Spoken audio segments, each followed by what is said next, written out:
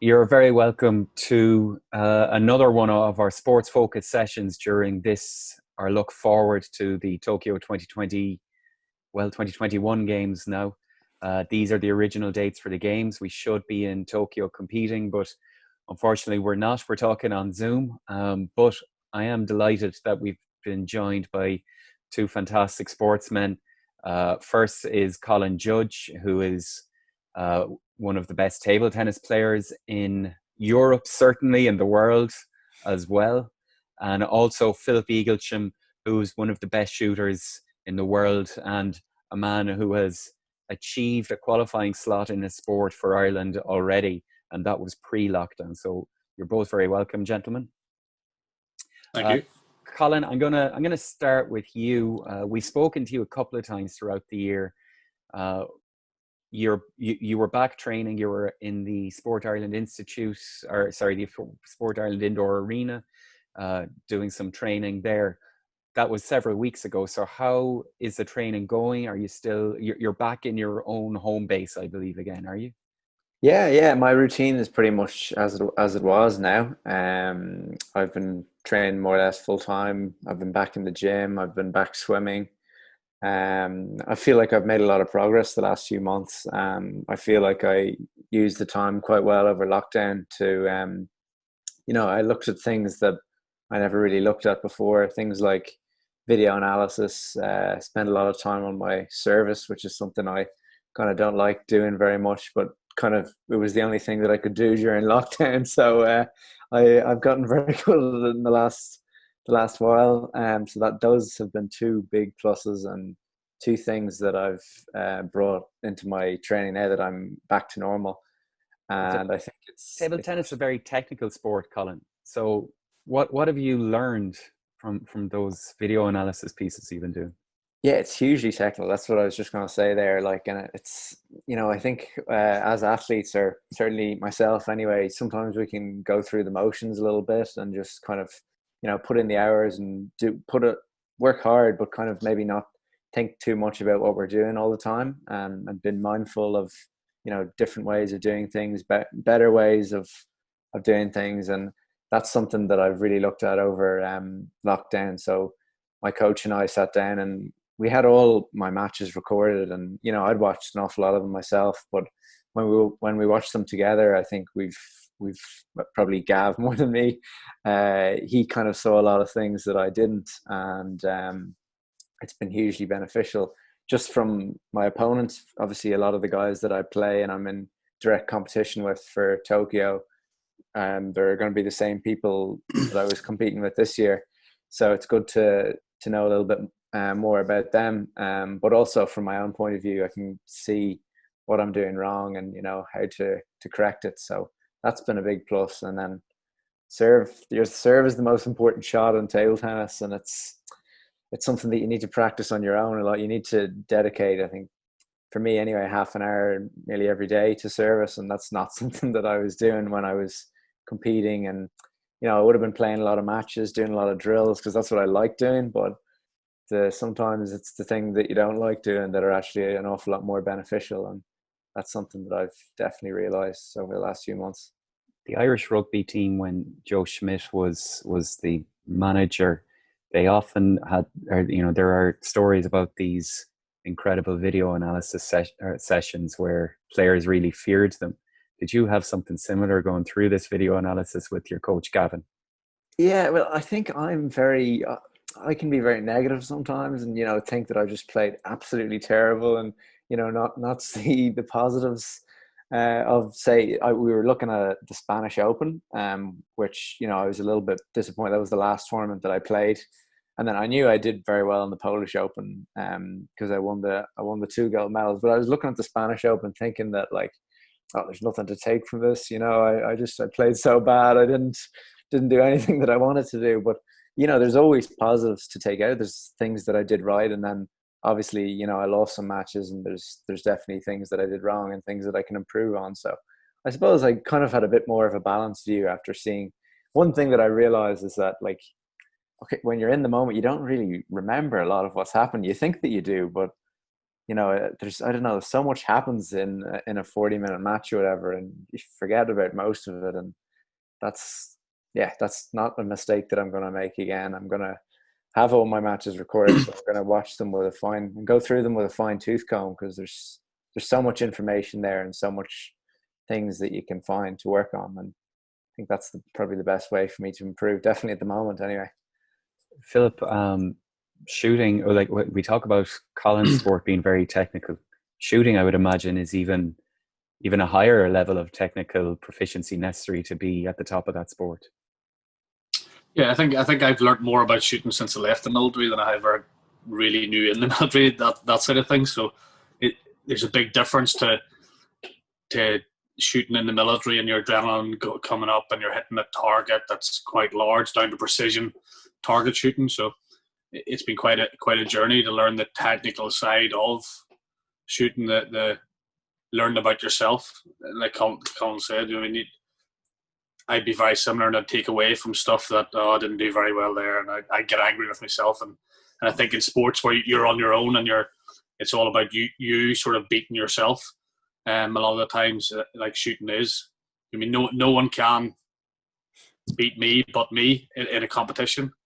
If I go in, the only way I beat myself is in my head, and I get myself overexcited and getting annoyed at shots, whereas I need to calm down and take that away. And I think I found that at the World Championships. At the very start, it was going, I didn't do as well there, and get yourself down, and you're ready to throw in the towel and quit sport and all this.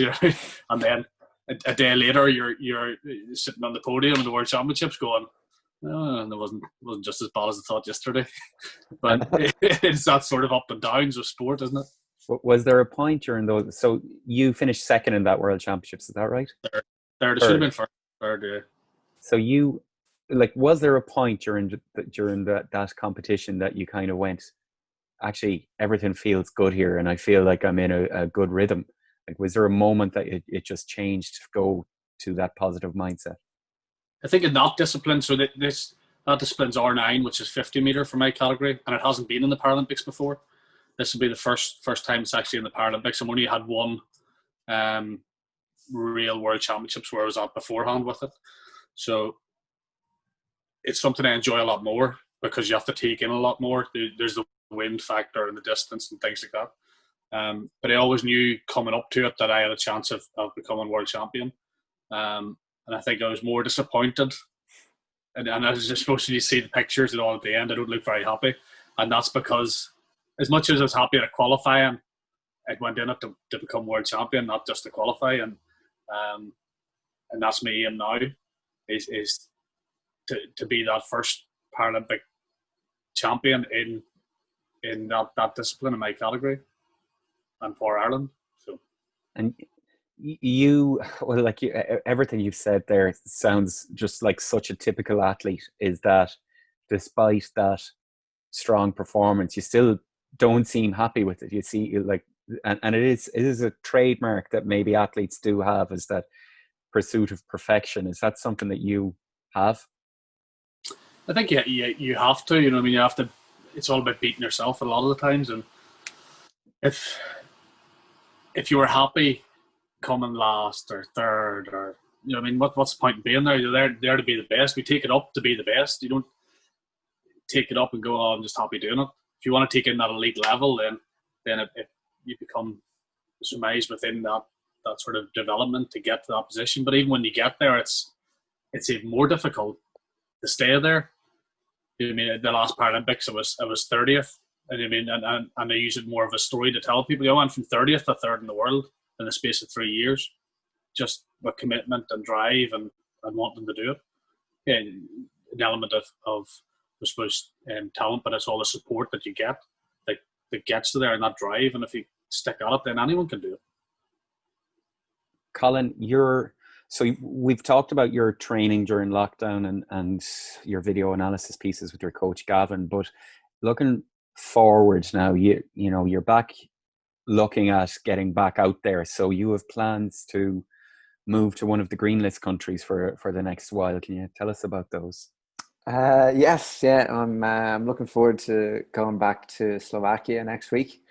So I've been trying to plan it the last couple of months, and obviously COVID is very up and down, and there's a lot of uncertainty at the moment. But it looks like I'm good to go next week, and I'm really looking forward to getting away because it's quite difficult here in Ireland. There's obviously no wheelchair players in table tennis, and there's not too many para table tennis players either. So even though training has been very good the last few weeks, it is sometimes difficult to motivate myself here in Ireland because I suppose table tennis is a minority sport, and it's difficult to train consistently and to have competition consistently. And so in Slovakia, they've got a very good setup there. I stay with he's actually the top player now in Slovakia, so I stay in the apartment with him, and we've a big center right next to us, all different sports and very high level players in wheelchair, disabled standing, and the able-bodied team train there as well. So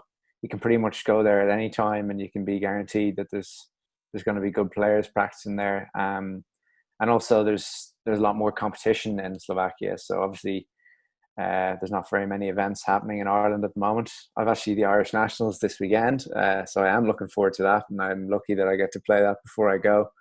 But I suppose there's weekly tournaments in Slovakia, and that's really what I need and what I've missed, because it's been now since the Spanish Open I haven't competed at all.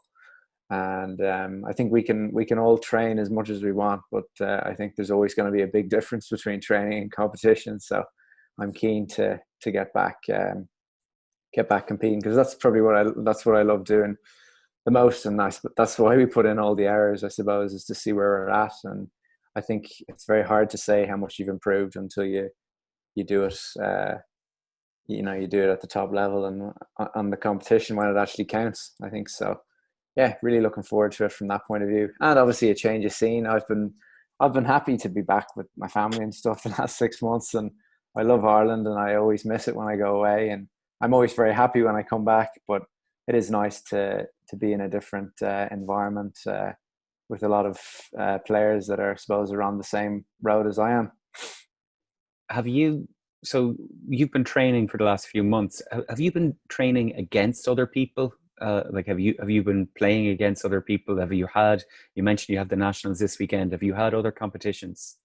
I've had no competitions, but I've been very lucky that my coach, Gav McGuire, we've practiced a lot together one-on-one. So that's very beneficial for me. And I'm lucky that Paddy Vaughan, he's probably the number 2 para player at the moment, and he's making big strides these days. And I'm hopeful that he can join me on the Paralympic team someday, I hope. He's playing really well, so that's been also very good training with me. For me, we've been working a lot together. And then I play in 2 other clubs in Blackrock and Raheny, so I've had good practice, mostly able-bodied, obviously. But I have played a lot and feel that I've come on a long way. But I think the main reason for that is because I've actually thought about my game a lot more during lockdown when I wasn't practicing, and I've planned out a lot more, the areas that I wanted to improve, and things that rather than before that I felt I was under a lot of pressure. And obviously with my reclassification, I was desperate to move back up the rankings, and I felt that there wasn't very much time to try new things and experiment, because I was in such a rush to move up the rankings and felt that I couldn't lose a match. So I'm just happy now that there's a year to the game. It's a lot of time, and I think I can definitely use that to my advantage. Philip, so we talked to Colin previously about his training during lockdown and what he's been able to do, but you as a shooter, that's it's a totally different discipline. It involves having a gun, I assume, in enclosed spaces. So how have you been able to stay sharp during lockdown? I've actually taken a different approach. I suppose, firstly, I agree completely with what Colin said there. In a minority sport, we don't have competitions outside the World Cups and the World Championships. So for us in our sport, I'm sitting there just nodding away like a nodding dog, going, it's exactly the same. I mean, my last competition was October at the World Championships, and looking at the forecast, there's 3 world competitions and there's no local ones or anything for me as a disabled shooter. So there is no competition experience until you can go to those, and that makes it very difficult for people in minority sports. And then trying to travel and the cost with that. But I've taken a different approach, and I've taken a break over this period, mainly because we would have taken a break sort of after the Paralympics, or at the start of every year, maybe from October to December, we take a break. So I took that back and decided to take it through lockdown. One, because the 50-metre shooting ranges aren't open, and there's only so much you can sit in the shed and look at laser systems and things like that. And obviously my coach is in Ireland, and I live in Somerset. So I've taken a break, and I'm actually due to get back. 1st of September, I said that was me back to it, and that'll be me training right through to Tokyo then. And I think because I was lucky in a way that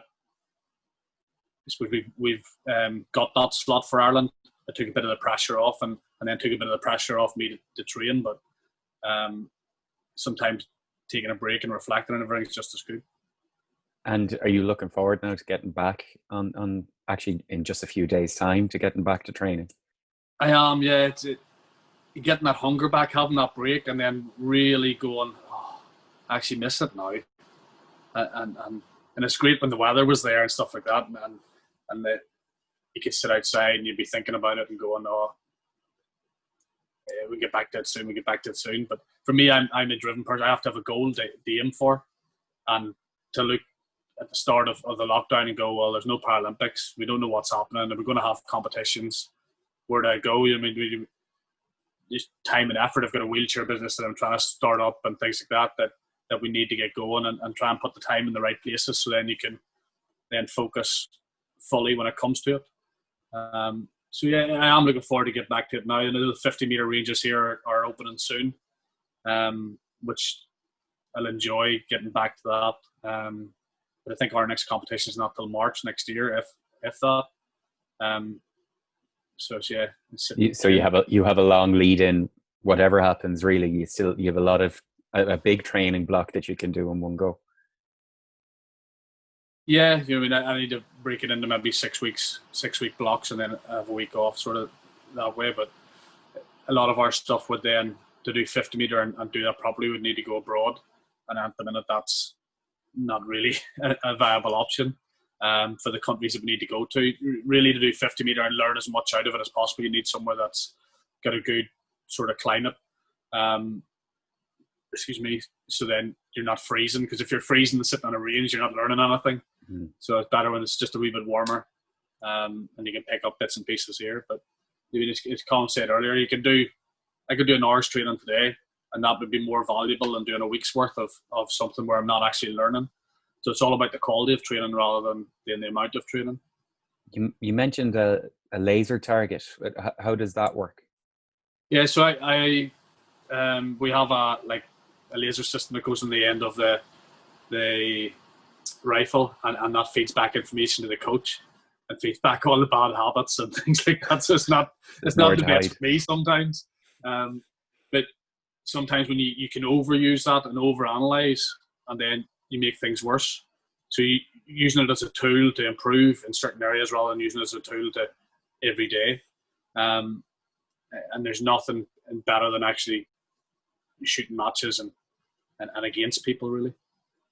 And you have a bit of an impressive home setup there. Would you mind showing us? because shooting's so hard to get somewhere to go and do with a lot of things. We had a 13-metre wooden shed built before the last Paralympics to sort of train with, because I require people to take me places and care and assistance. So being at home, then it means I can just roll out of the house and train. So yeah, this is where I shoot from, and we've put a few extra things in here, just like a TV beside it. So I have to move the TV, but the target is at the bottom. It's 13 meters long, which gives me everything that I need then to be able to train from home and have no excuses. I'm glad you moved the TV anyway and put the target there. Well, yeah. My son's taking up shooting, so I try and take him out here sometimes and do a bit, but only in the laser, because I'm afraid of him hitting the TV. That's fair enough. Yeah, it's a really impressive setup. that definitely would have been a help during lockdown. It's not something that you built it for, but it must have been No, useful to have. I suppose for me, like I've talked about it before the last Paralympics. I had mental health issues with going into an electric wheelchair and losing independence, and in 2014 to want to end it. To, I suppose last year, but being a world championship medalist in the space of that 5 years is great. But with lockdown, that's been a struggle as well, for not having anything to look forward to, and relying on other people and not having that care and assistance through just to protect me and my family. So having somewhere to go during the day, and that's why the TV's up there now, is to make the range into an area where I can come out and relax, but also shoot, and make that sort of an area where I can sort of do it all. And if we have people come over, or if Sean comes over and we can do a bit of training, we have another target we can set up and we can do a camp together, or just chill out. Yeah, it's great. It must be such a massive help to you, just from that mental side as well, to have such a release available. And Colin, I think maybe going to Slovakia could be a similar type of release for you. I mean, you've talked about how nice it will be to be around other table tennis players. Yeah, that's something that I miss here. Having Boris as my roommate's name over there, and he's in the exact same position as me. So he's on the cusp of qualification for Tokyo at the moment, and we're both just kind of fighting every day, trying to do everything we can to be as best as we can be. We're probably there's probably at this stage there's only going to be one tournament in April, maybe a world qualifying tournament, and we're just doing everything we can to make sure that we're ready when our opportunity does come. And yeah, I suppose I miss that a little bit in Ireland. Like, a lot of the guys I play are, they're very good able-bodied players, but I suppose they have jobs now, and they play table tennis for fun, which it's a great thing, but it's sometimes difficult to motivate myself in these able-bodied clubs. Whereas when I'm in Slovakia and there's a lot of wheelchair players and they're all trying to be in the Paralympics, it really does motivate me to work harder and be better.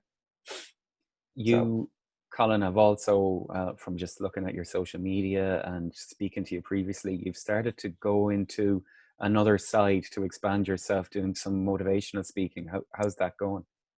Yeah, I'm really, really enjoying it. It's something that I've always wanted to do, and probably something that I haven't had the time to do up until now. But I suppose the main reason I'm doing that is because I remember when I first got into sport, I was 13 or 14, and before that, I really, really struggled with my disability. And I know I would have given anything in the world, to have a role model, like somebody to look up to. And that's just what the Paralympics has changed my life, even though I haven't even been there yet. Watching that documentary, for example, yesterday, The Rising Phoenix, like, I think for disabled kids to see that, kids that maybe aren't involved in sport or think that they can't do this, that, or the other, I think it's amazing for those kids to see that and realize that, look, these guys, they've had tough times, they've overcome a lot of challenges, and this is what can be achieved if you work hard and find a passion and a drive. And that really inspired me to find table tennis and just to try and be better every day. And I've never really looked back since then. It's, I've traveled all over the world, and sport has changed my perspective on so many different things. And it's really, it's helped me cope with my disability and just changed my life for the better. So if I could try and make a difference there with anybody, it doesn't have to be somebody with a disability. It can be someone, everyone has their own problems. And yeah, I just think it's nice to give back sometimes. And just hopefully my line, I suppose, is to inspire people to be the best that they can be. And people can get in touch with you via social media. How do they do it? Yeah. So at the moment I'm on Facebook, Instagram, Twitter, and LinkedIn, and I'm working on my website at the moment. I do have a website, colinjudge.ie, but it's probably not as good as it should be yet, but I am working on content for that. So yeah, I'm looking for clients, and if I can be of help to anybody or any organization, I'm definitely game for that. So, and yeah. Philip, you, similar to Colin, you just mentioned that you're starting out on a new venture there, a wheelchair business, you said. Can you just give us a bit more detail about that? Yeah, so ever since I ended up and had my own struggles with getting an electric powered wheelchair and how big and cumbersome and disabling they are, I always went about trying to develop one. So for the past 5-6 years, we've been developing a chair. We've went through the prototypes and stuff like that, and now we're redeveloping the seat and the pre-production side of that to be released for pre-orders in January, sort of come to production in March. But yeah, that's at victormobility.com, and it's all about getting a device that enables people rather than disables. And it's like Colin said, it's trying to take your issues and the things that you've learned with and the problems you've had and put a different spin on them so someone else doesn't have to do that. If we can learn a lesson from one issue, then that's all the better. And I think things with wheelchairs and disability, there's a lot that's unseen unless you're within that world or you know someone within it. So to me, a curb is like the worst thing in the world because I can't get up that curb. And when there's a drop curb and someone parks in front of it, then it's another 500 meters down the road. So we've been developing a wheelchair that just goes up the curb and takes those issues out and tries to avoid those issues that the world really won't adapt to. So yeah, it's interesting. It's quite stressful, but it'll be good. I look forward to hopefully we've selected. Going out the Paralympics and going around in the opening ceremony in a device that I've had design an idea of and finally been able to show it off. And really the culmination of it will be seeing someone down the street using it and going, we've changed someone's life for the better. Fantastic reason to be going into business like that. You might be in a little bit of a different mind frame to most then come next August, because the Paralympic Games could be a small bit of a break for you from stress, whereas a lot of other athletes will be stressed about the games. I think like everything else, we need to try and distract ourselves from things at times, and it's like the night before the World Championships where I was so stressed with the previous competitions and I was just told to relax and sort of enjoy myself the night before rather than worrying about it, and that worked. It's just you can build yourself up too much and then the event comes and something happens, you're not prepared to deal with it. And as Colin said, with little competition experience and only get maybe 4 competitions a year, it's different to the bigger teams who compete against each other every week. And we need to learn in a different way to be able to do that. So different things to enjoy. You have to enjoy the experience as much as anything else. Wayne Rooney spoke in the papers this week about the day before the Champions League final. He was watching a musical to fully switch off from the pressure of it. It's interesting that you guys are thinking along the same lines. Is that the same for you, Colin? Is it about switching off the day before the big competition? And would that be even more important considering the next time you're out, it's one shot at getting to the games?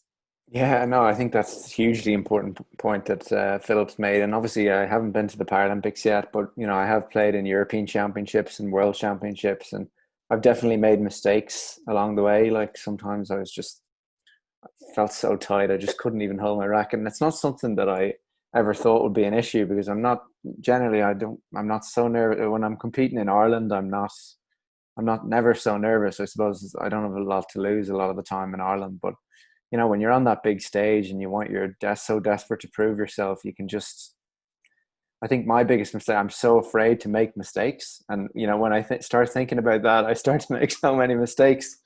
And